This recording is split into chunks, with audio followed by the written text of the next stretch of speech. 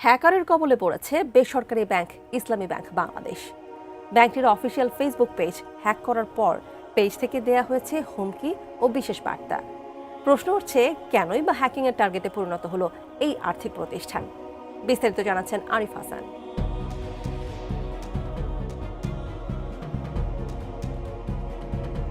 শুক্রবার ভোরে হঠাৎই অচেনা রূপে ধরা দেয় ইসলামী ব্যাংক বাংলাদেশ লিমিটেডের অফিসিয়াল ফেসবুক পেজ। পরিবর্তন হয় প্রোফাইল পিকচার ও কভার ফটো, পোস্ট করা হয় একাধিক বার্তা। মুহূর্তে আতঙ্ক ছড়িয়ে পড়ে ব্যাংকের গ্রাহকদের মধ্যে। মূলত হ্যাকারের কবলে পড়ে দেশের আলোচিত বেসরকারি আর্থিক প্রতিষ্ঠান ইসলামী ব্যাংক। প্রতিষ্ঠানটির পেজ নিজেদের নিয়ন্ত্রণে নিয়ে ঘোষণা দেয় hacker group team MS470X।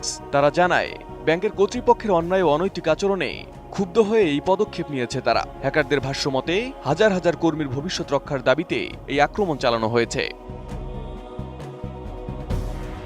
Hack করা ওই পেজে দেওয়া বার্তায় হ্যাকার গ্রুপ স্পষ্ট জানায়, ব্যাংকের ফেসবুক পেজ ও ওয়েবসাইটে শিগগিরই আরও সাইবার আক্রমণ চালানো হবে। একই সঙ্গে চাকরিচ্যুত কর্মকর্তাদের পুনর্বিবেচনার আহ্বান জানানো হয়। এই ঘটনার পর ব্যাংকের জনসংযোগ বিভাগের প্রধান নজরুল ইসলাম গণমাধ্যমকে জানান, বিষয়টি সমাধানে আইটি বিভাগ কাজ করছে। তবে ঘটনার পরপরই হ্যাক হওয়া ফেসবুক পেজটি আর খুঁজে পাওয়া যায়নি।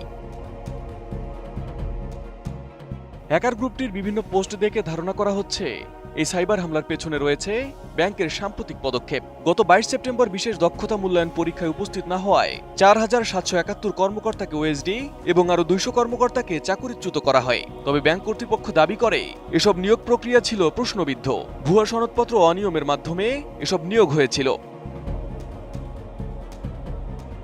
বসুন্ধরা টিস্যু, অশুদ্ধতার বিরুদ্ধে এক বিন্দুও ছাড় নয়। সংশ্লিষ্ট সূত্র জানায়, 2017 সালে ইসলামী ব্যাংকে জোরপূর্বক দখলে নেয় এসালম গ্রুপ। নিয়ন্ত্রণ নেওয়ার পর এসালম গ্রুপ ধীরে ধীরে ব্যাংকটির জ্যেষ্ঠ কর্মকর্তাদের পদত্যাগে বাধ্য করে এবং তাদের নিজস্ব লোক হিসেবে পরিচিত কর্মকর্তাদের বিভিন্ন গুরুত্বপূর্ণ দায়িত্ব দেয়। পাশাপাশি চট্টগ্রামের পটিয়া এলাকার বাসিন্দাদের ব্যাপক সংখ্যায় ব্যাংকে নিয়োগ করতে শুরু করে। এসালম গ্রুপের মালিক সাইফুল আলম পটিয়া অঞ্চলে হওয়ার কারণে ইসলামী ব্যাংকে নিয়োগ পাওয়ার ক্ষেত্রে ওই এলাকার মানুষ বিশেষ সুবিধা পান। এরপর ব্যাংকটি থেকে নামে বেনামে ও স্বার্থ সংশ্লিষ্টদের নামে অন্তত 50,000 কোটি টাকা লুট করে এসালম গ্রুপ। ঋণ হিসেবে নেওয়া এই অর্থ আর ফেরত না আসায় দীর্ঘ সময় ধরে তারল্য সংকটে ভুগছে দেশের অন্যতম বড় এই ব্যাংক।